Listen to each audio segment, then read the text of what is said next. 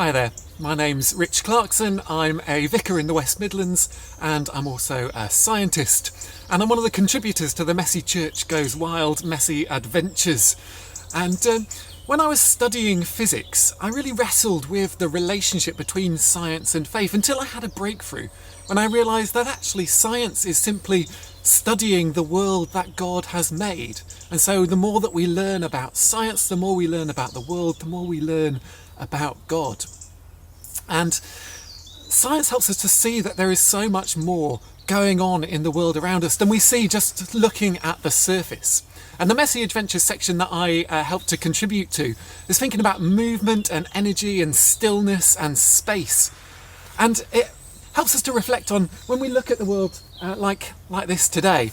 It may look calm and still, but actually there's molecules whizzing around all over the place. There's light beams coming in and refracting off things, making these beautiful patterns in the sky and the light all around us. There's so much going on under the surface that we don't necessarily see at first glance.